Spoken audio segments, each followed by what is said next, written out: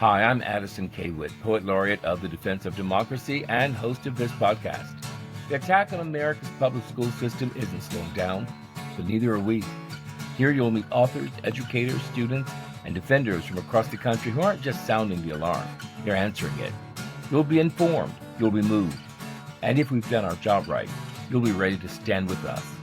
This is the Defense of Democracy podcast. Let's get into it. Welcome to the Defense of Democracy podcast. I'm your host, Addison K. Witt. Now, most weeks on this show, we're talking to people on the front lines, fighting book bans, defending honest education, pushing back against extremism, and keeping our democracy alive through daily acts of courage. But today, the urgency is different, because behind every political battle, behind every policy fight, there are people quietly struggling to survive their own lives. Over the years, I've lost friends to suicide. In fact, recently I was in London working on a project when I learned of a longtime friend's suicide. Now, I am sometimes called late at night by friends who are overwhelmed, ashamed, or unsure if they can continue. Their reasons are different: heartbreak, financial loss, addiction, depression. But the ache is the same. I believe that when a democracy is unwell, when people feel disconnected, isolated, or invisible, these personal crises become collective crises. So, today, we begin a new series, a conversation about suicide, mental health, and the covenant we hold with one another as human beings. And full disclosure, when I first moved to Dallas from Los Angeles, I found my way to First Presbyterian Church, where I first encountered today's guest, not just as a pastor, but as someone who speaks deeply about covenant, community, and the commitments that carry us through our darkest hours. I'm grateful he's here for this conversation. Please welcome Amos Disasa. Thank you for joining me in this particular conversation. It is a pleasure to have you here today, Amos. Good to be here with you, Addison.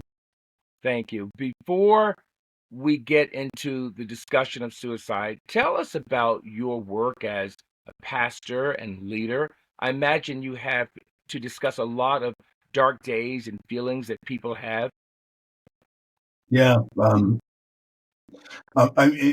work of a pastor is um, one of the strangest, weirdest jobs I think anybody can hold. It's requires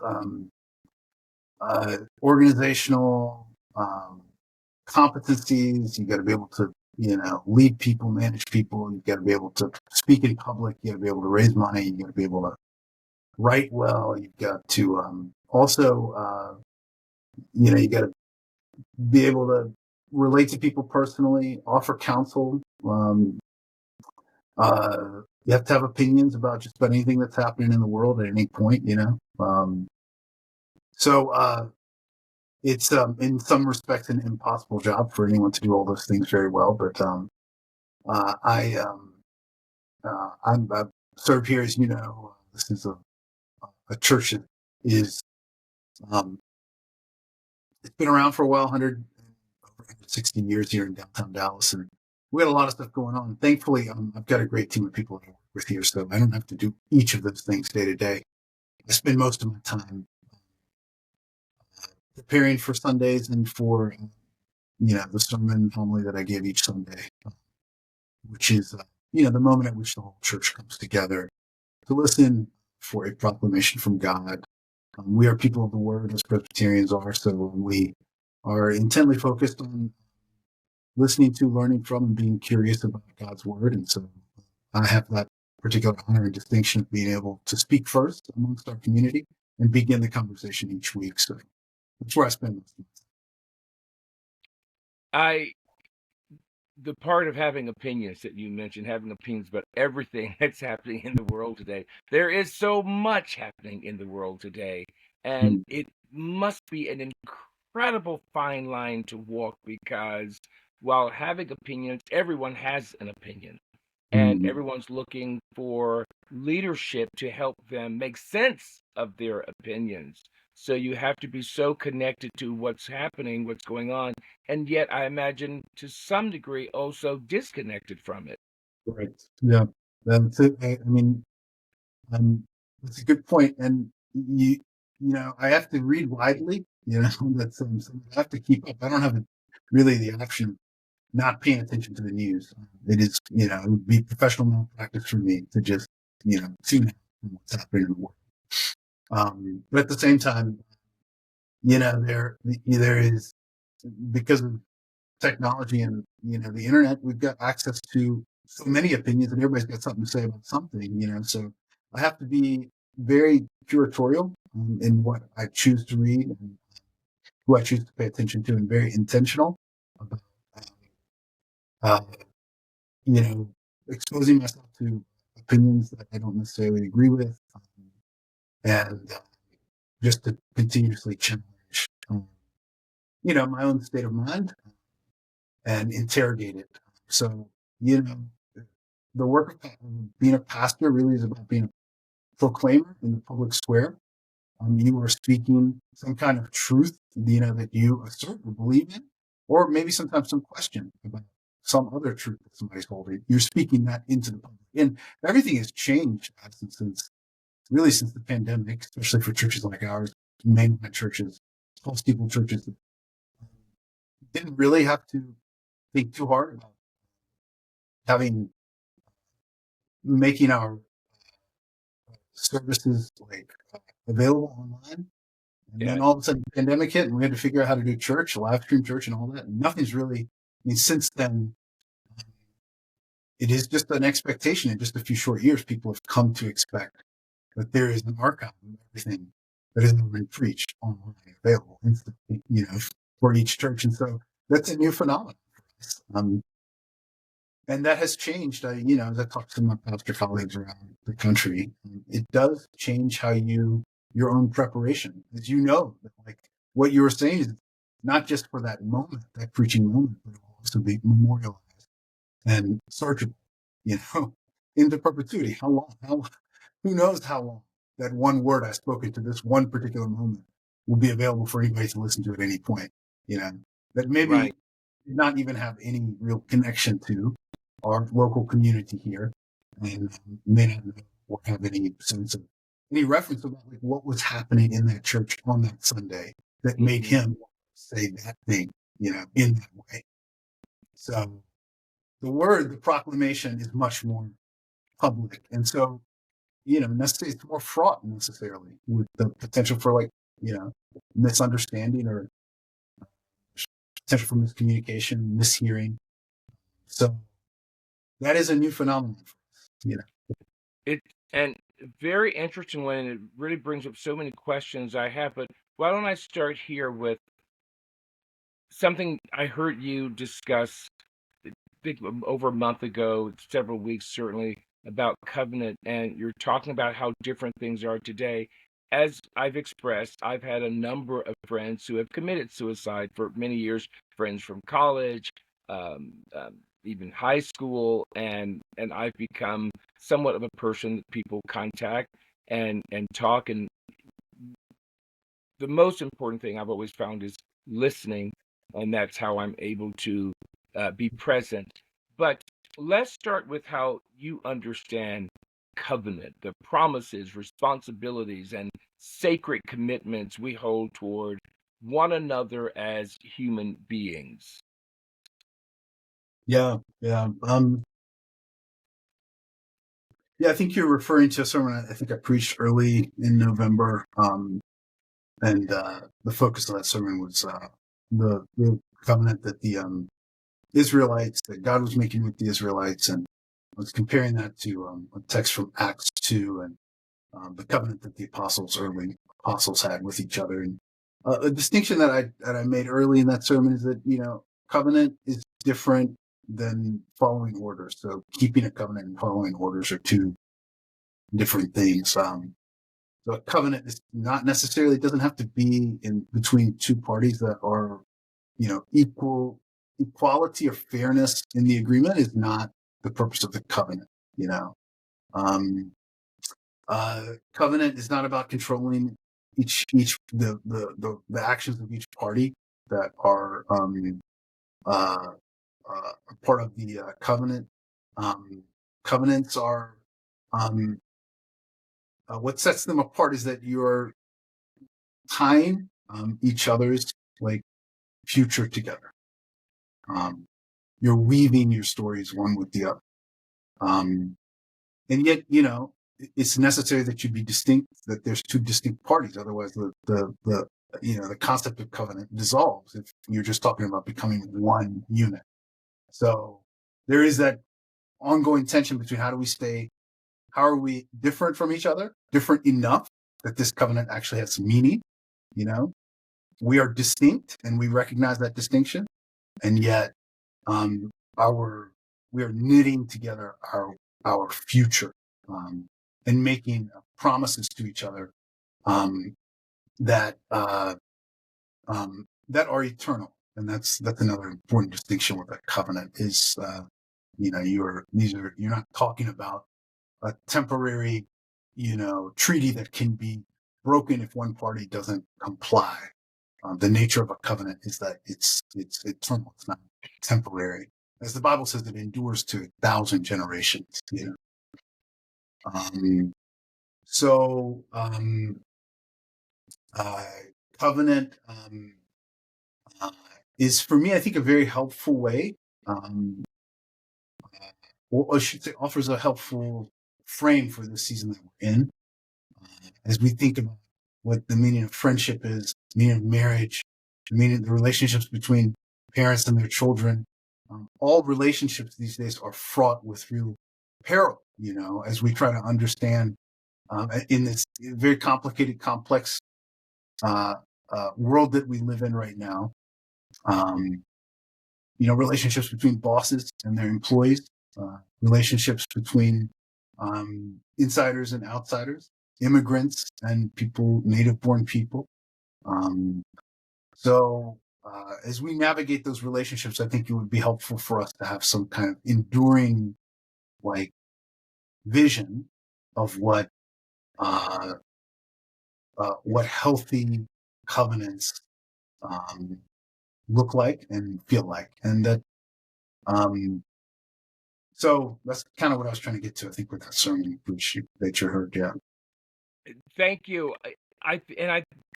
For me, I zeroed in on a couple of things. Certainly, a relationship with our supreme being, our God, and then the covenant with self and the commitment that you have.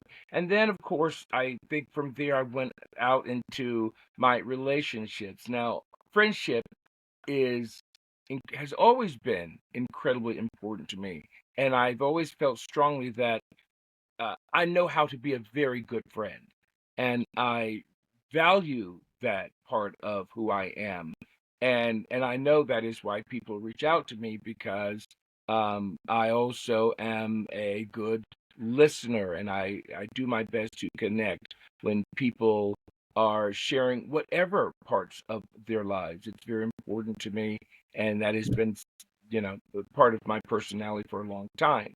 And so that's where I really focused in on the relationships. And I oftentimes hear people say, oh, well, that's rare. Most people wouldn't do that. And I always think, well, that's awfully sad.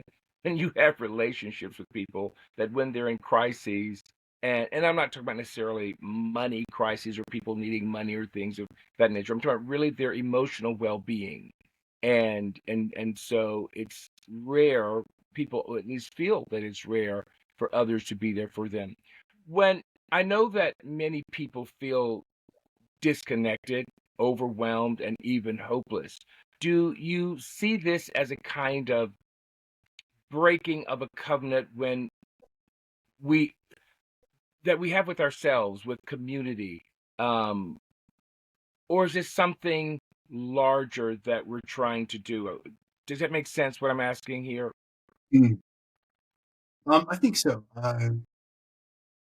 Yeah, I've been recently very inspired by a book I read by Su, which he's a New Yorker, staff writer, and he wrote a book, Stay True. I think he won the Pulitzer Prize a couple years back. It's a memoir about his college years in Berkeley, and then also friendship that he had with one of his college classmates and roommates. And um, early in that book, there he talks about some lectures that I think French philosopher Jacques Derrida gave on friendship years back, maybe in the early 1980s, um, uh, and he pointed out a distinction that Derrida made about friendship, and he said that that friendship's driver is not the pursuit of someone who is just like you, um, but a friend is someone who would choose knowing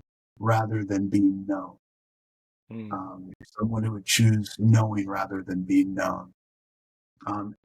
So that I think is an important point to clarify about how how covenant and friendship, the ideas of covenant and friendship, are related. Both are personal; they're not impersonal relationships. And the personal aspect of those is that each party in that covenant or each person in that friendship seeks not just to be known, but seeks knowing as well, is in a relationship with another person who is innately mysterious, and full of contradictions, um, and experiences suffering, and whose life story ebbs and flows, who um, is dynamic, is an organic being that's necessarily living and dying all at the same time, So that takes a great deal of commitment and sacrifice to engage in that kind of relationship where it's not just, I'm going to tell you what's going on in my life, but I desperately want to know what's happening, who you are. Who are you? You know, how did you get here? Where are you going? And if given the choice between you knowing who I am or me knowing who you are, I would rather know who you are than you know who I am. That is what sustains a friendship, you know. And friendship might be a good model for us instead of, thinking about the health of the country or society or, the goodwill of all people in the beloved community of God throughout the whole world. If we begin just with how do we model good friend, not just model, but how do we execute on our vision or our imagination of a good friendship? What does it mean to be a good friend? I think we would benefit greatly from that. And I I agree think, with that. yeah, I agree wholeheartedly with that. I think that's an exceptional point that you've made there, and something that's super important because, um, and this particular time of year, for instance, is often fraught with a lot of anxiety, loneliness, and feeling that uh, there's a lack, right? Lack of friendship, lack of people in your life who care for you. In terms of struggles, I want to talk about that a little bit. So, in your work as a pastor, what are some of the struggles people carry that most of us never see? What sits beneath the surface of someone who may be approaching despair, particularly as we go into this time of year during the holidays? yeah, uh, I, I we're in Dallas here, big city, and things move quickly, things move fast here. Um, it's easy for people to get left behind. A lot of people are lonely. A lot of people are not just alone, which is not a problem. They're also lonely, desperate. Um, not for companionship day to day, but just desperate for someone to remember that they are like they're present, um, that they're a person. We can really survive almost anything, if we've got people around us. There are a lot of lonely people, man. Like Dallas moves fast. I mean, it's a very ambitious city here that we live in. It's not unlike, it's really an exemplar for, how we understand, or think of, conceive of the American dream. You come to Dallas, it's like one of the easiest places, to achieve it. Whatever we feel, however much credence or value we assign to that whole notion of the American dream, Dallas is the place to do it. And but there are people here that are, I would say, yeah, very lonely. But I don't think that's atypical. I think also one thing that we must pay attention to is I encounter people that they are on the other, like they're closer to death than they're closer to their death than they are to their birth, Hmm. and they're experiencing a great deal of loss. And the loss sometimes, typically, it's not the material loss that really challenges people's. Um, it is the loss of relationships, the loss of purpose, the loss of really um, uh, ability, as well, cognitive, physical abilities. It's the loss of um, influence. It is the loss of uh, um, like sense of place, a connection to a home. So, uh, we talk about resiliency for kids a lot. I mean, in adolescence, and I think resiliency for people who are navigating their way through midlife and into the, their senior years is something that is a challenge as well. And we don't aging is something that we do everything we can to sort of avoid it, um, and there are entire, markets that exist, and people have made careers out of helping people uh, evade, their death, but it's not something we can deny, and we don't do a good job talking about it. And I think that there is an existential kind of um, weight that I sense people carrying around, and I don't expect people to be excited about the fact that they're finally going to be in some, some eternal rest and peace. But at the same time, um, it's just not even something that we talk about. Right. Which, if there ever was, proverbial elephant in the room, that would always be it. What I've learned in my own work is that everybody's thinking about it all the time. They are, Interesting. you know, yeah, they're, and many of us orient our, thought patterns around, like, and we understand, really. We measure our life by like what we have lost, really, um, and measure ourselves against others by what we've lost. So we're all thinking about loss or death all the time, constantly.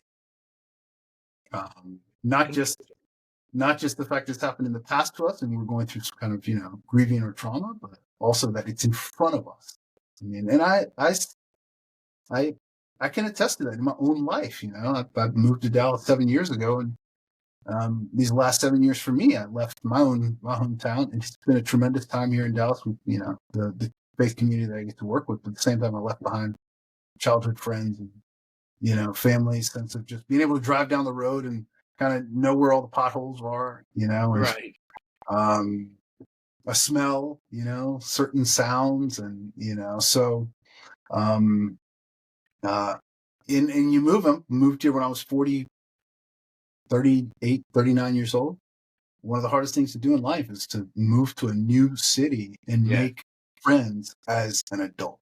It is Right. so hard, It is. It is. especially for men as well. It's just Yes. hard. It's really hard for us to just make friends. Right. That's good. So I've grieved the loss of, friends that are not dead, and they're available on the FaceTime and on email and all that stuff. But I think about them all the time, you know. So I know what you mean. I thought about that some years ago when I wondered why it was so challenging. And part of what I assessed is that when you're younger in school and college, you're surrounded by so many people with similar interests, and you get to pick and choose, and you've got the energy for it. And as you progress and move on in life into careers and work, there are fewer people and opportunities, and you're hyper focused on the work that you're doing, and you don't, or family that you're building. And unless you are actively inserting yourself in environments where there are going to be other people, similar age and similar interests, that pool just shrinks and shrinks and over time. Yeah. It Yeah. almost feels like it doesn't exist Yeah. anymore, which is why I think community is, and Mhm. community, like for instance with First Presbyterian Church, I knew it was important for me coming to Dallas after many, many years, 30 something years returning here. All the friends I had then, everyone has gone, moved in different directions. And so one of the ways that we still find and build community is through the church or opportunities or service or Mhm. faith-based organizations, particularly when you're looking for a particular type of Mhm. relationships. Right. Yeah. Yeah. No, the church has always been a gathering spot. I mean, for people, and it was normative, for you go to a new place, you're old school, man. Addison, you're old school talking to me. You come to a new city and you're like, let me find out where my church is, and you're like, the very first things you do. Most people don't do that anymore, No. so you're an outlier in that way. Yeah.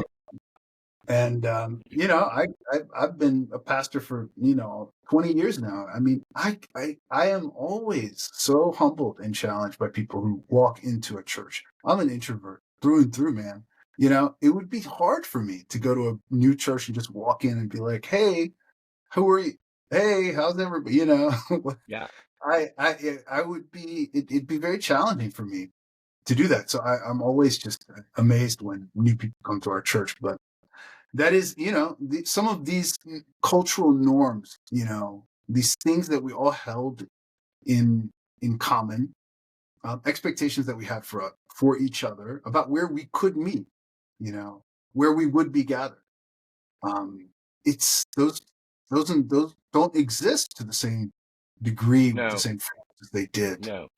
Um, so voluntary member organizations like churches, they have the decline of those institutions, not just the institutions, but also the practice of participating in those institutions. And I shouldn't even just say practice, the discipline of doing it, of binding yourself in covenant with other people to form some kind of voluntary member organization, whether it's a bowling league or whether it's the PTA or whether it's, a church or labor union, you know, that's the erosion of that expectation has been perhaps one of the defining stories of the last 100 years in this country.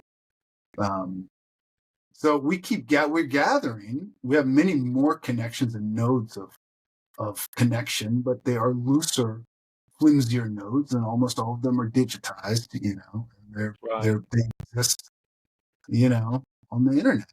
And so it's much easier to get in touch and stay in touch with people. And yet, um, it embodied experiences, just being one to one in person with each other. It's tough, man, these days. It's tough, you know. It is. Well, one of the things you cannot digitize or is your feelings, right? How you feel. And for me, returning to Dallas in part was because I was confronting my own loss. My sister, who had uh, MS for a number of Mhm. years and a number of illnesses that ultimately led to her own death, her demise. And I knew that my family would require not only my strength and support, but outside of ourselves, we had to find community and make sure that we were part of people. Certainly, we have our faith, and we lean heavily into our faith and the relationship there. And with that are also people that embody a certain belief system and energy and way of operating in the world. And so I would need support as well so that I can be there for my family. And it just so happened that I found First Presbyterian. I thought the people there were amazing in just their energy and how they were so and are so welcoming, and I see that consistently there. I want to ask also from your experience when someone is struggling or hurting, we often don't know what to say. But from your perspective, Mhm. what actually helps someone who is struggling, and what are the well-intentioned things that can unintentionally cause harm? Yeah. Um, I mean, uh,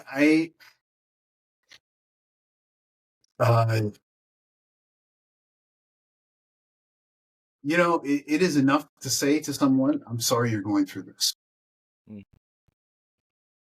Um, with authenticity, with integrity. If you can say that with integrity, um, then say that.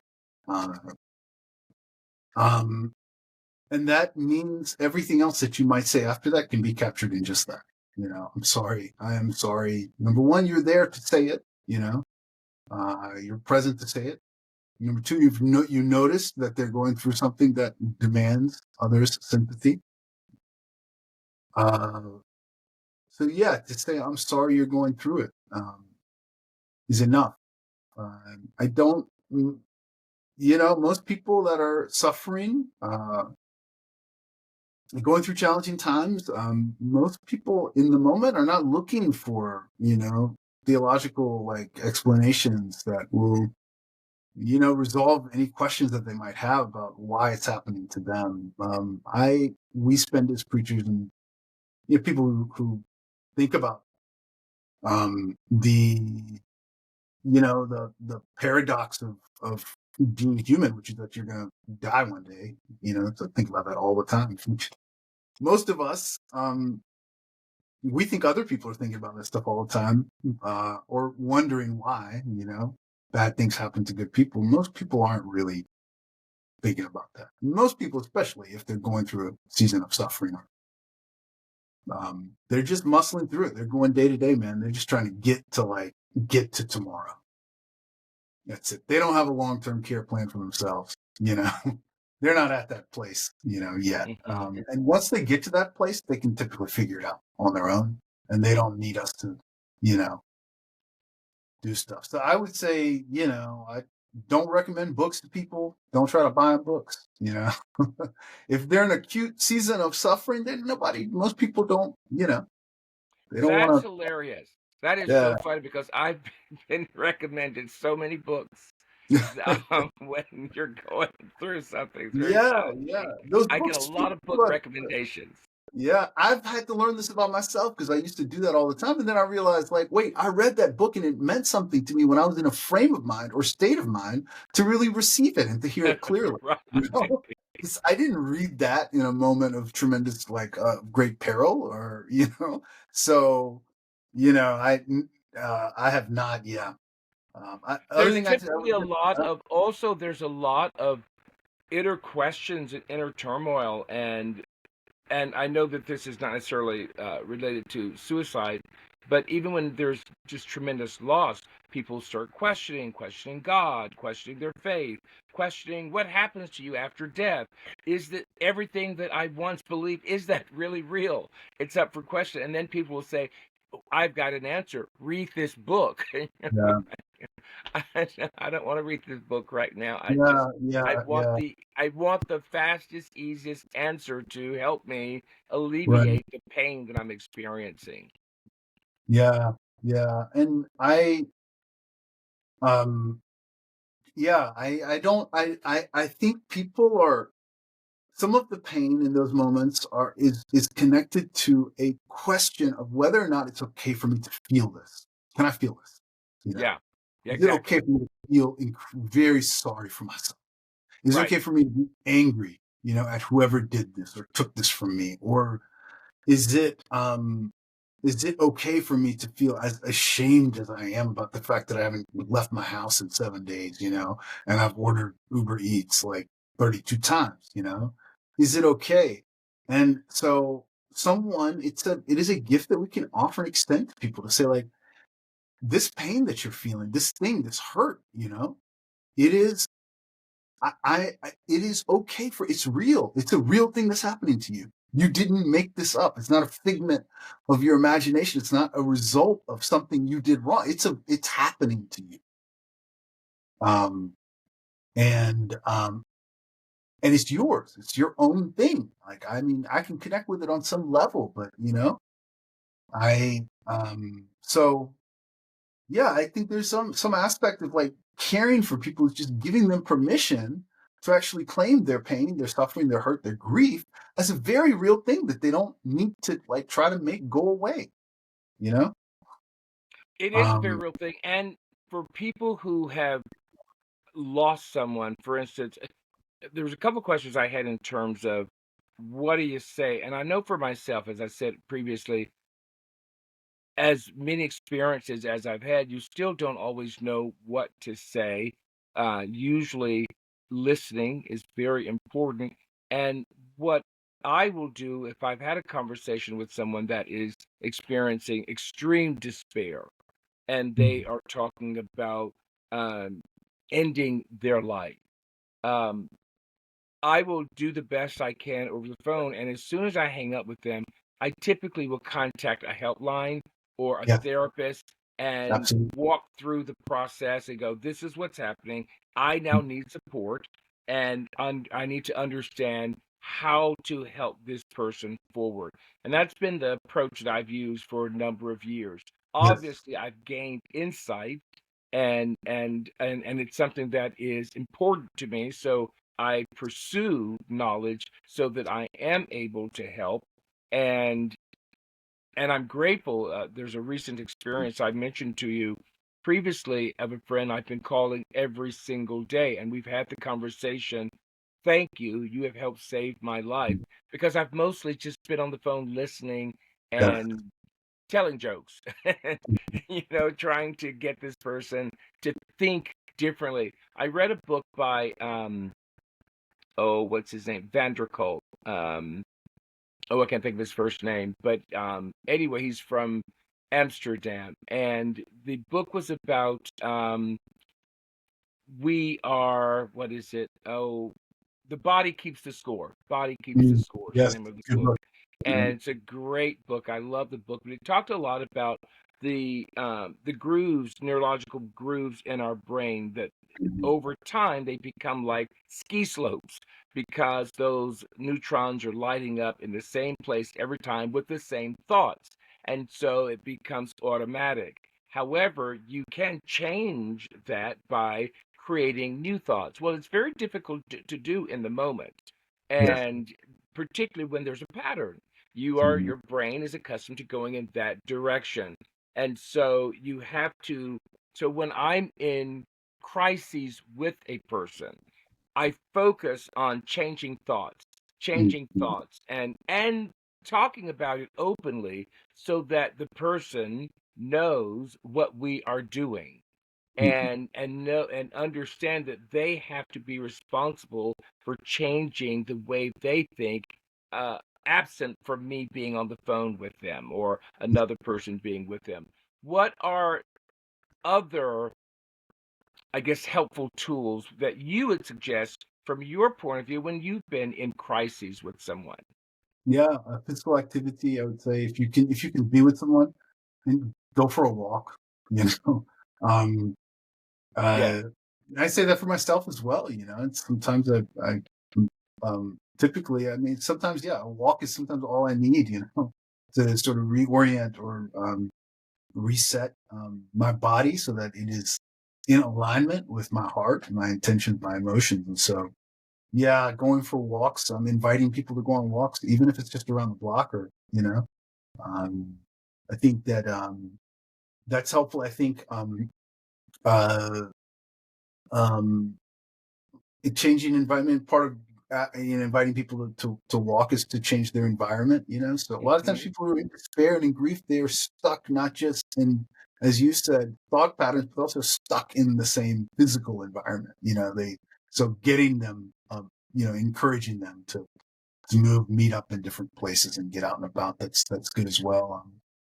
Um, uh, I there's some I'm not a counselor. I'm not a therapist. My life has benefited greatly, from relationships with therapists in the past, and so it's if there are things I don't try to do with people. It's like way Yeah. outside my area of expertise, and so oftentimes not just saying, hey, you should go see a therapist, but helping them. It's very hard for someone who's in a depressed state or anxious state or grieving state to do just the practical things to like make a phone call, check who's available, who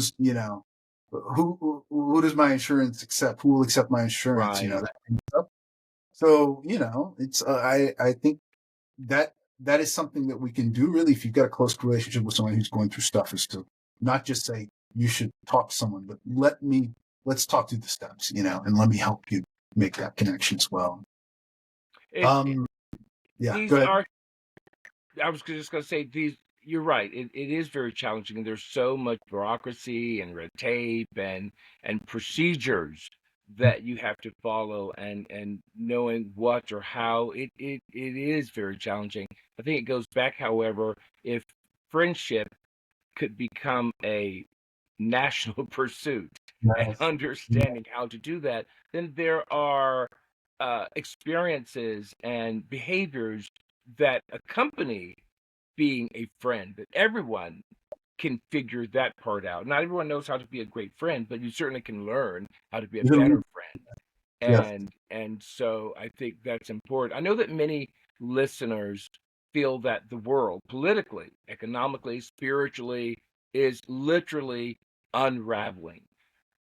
Do you see a connection between this collective anxiety and the rise in despair that people are having from your own point of view?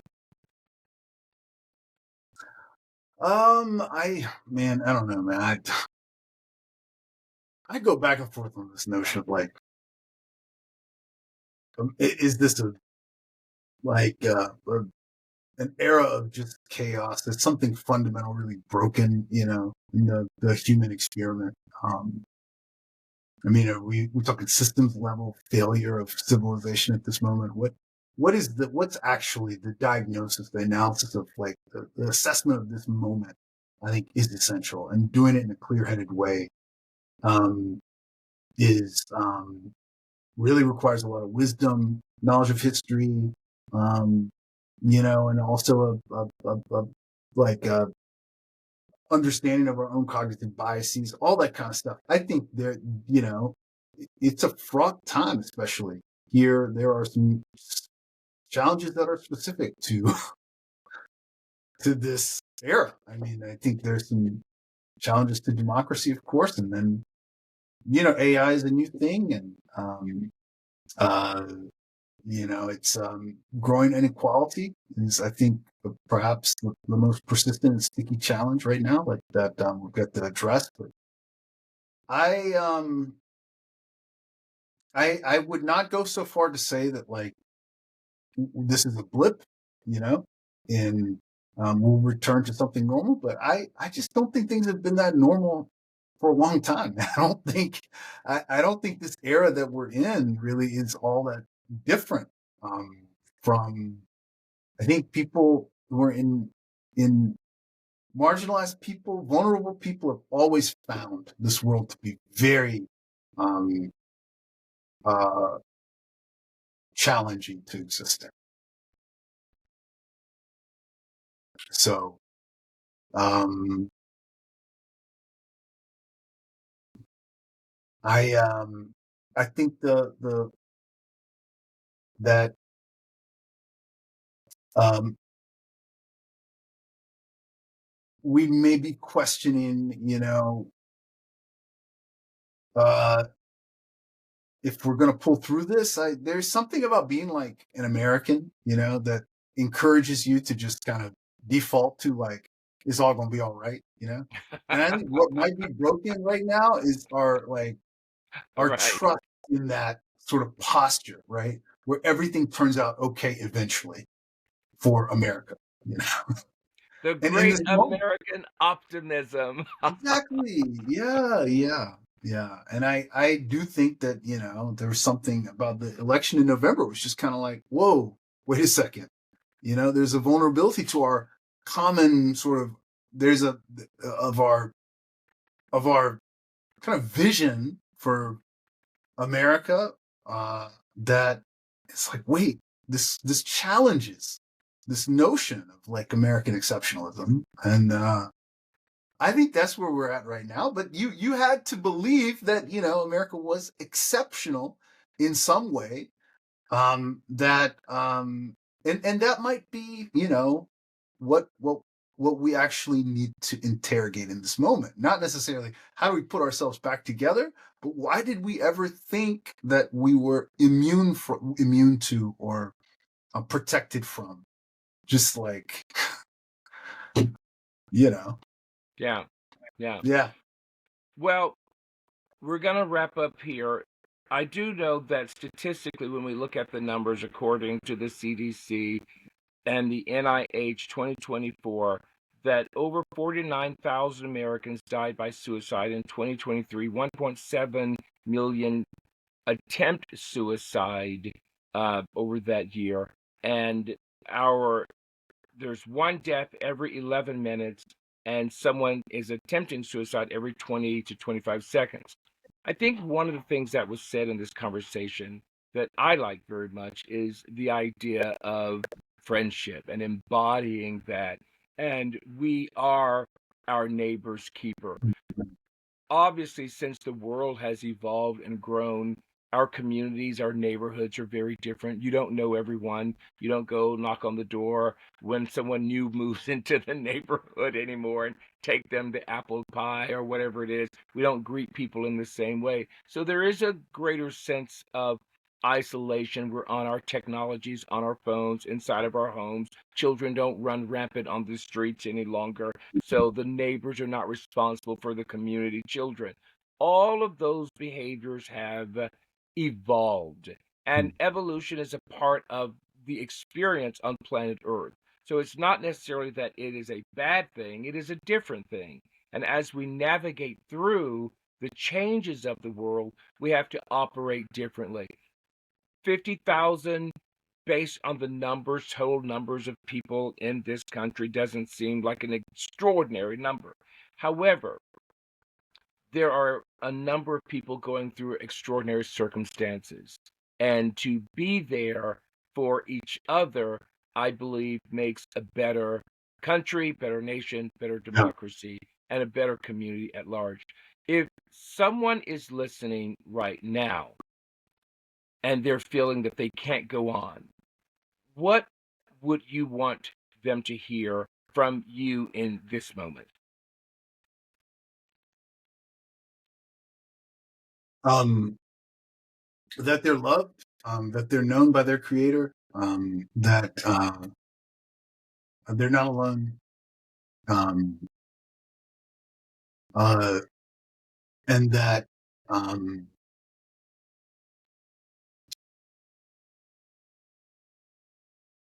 they don't have to be alone. There's another way to live in this world, and um, yeah, I and that we grieve with them, because it's not God's intention or God's plan that any of us should suffer alone. I do. I don't think God has set us up to avoid, or like given us some promise to never have to suffer at all. But I mean, I do think that God's promise is that you won't have to do it by yourself. So I love that, and I appreciate you saying that. For some reason, the Good Samaritan popped into my head when you mentioned suffering alone, that or suffering that you're not alone, that there's always someone there. It may not be the person you expect, or the timing may not be what you expect, but there's always someone or some opportunity there to assist you. Amos, this went much longer than I anticipated, but that means that we were having a great conversation. I want to thank you for sharing your wisdom, your clarity, and your heart. Thank you. Conversations like this remind us that our democracy is not only defended in courtrooms or classrooms and communities, it is defended in the private battles people fight every single day just to stay alive. If you want a healthy nation, in my opinion, you must also care for the health of the people inside it. To anyone listening who is struggling, you are not alone. And to anyone supporting someone in pain, your presence matters more than you know. Believe me. Here at Defense of Democracy, we believe that our collective well being is part of the fight for freedom, and this work doesn't happen without you. If this episode moved you, if you believe in protecting human dignity, honesty, education, and the right to live free from fear, please consider making end of year donation. Every donation, large or small, helps keep this work going so we can stand together against the forces pulling our communities apart. You can give at defenseofdemocracy.org. Thank you for your support. Thanks for keeping this conversation going. I'm Addison Witt, Poet Laureate for Defense of Democracy. We'll see you next time. Defense of Democracy is the only national, nonpartisan, nonprofit organization dedicated to protecting our schools and libraries from attacks by anti-government extremist organizations like Moms for Liberty. We count on listeners like you to support our work. If you would like to make a tax-deductible donation to Defense of Democracy, please visit defenseofdemocracy.org and click support. 100% of your contribution helps our work, including the production of this podcast. If you are a business and would like to learn about corporate sponsorships of the podcast, which start at $250 per month, please contact info@defenseofdemocracy.org.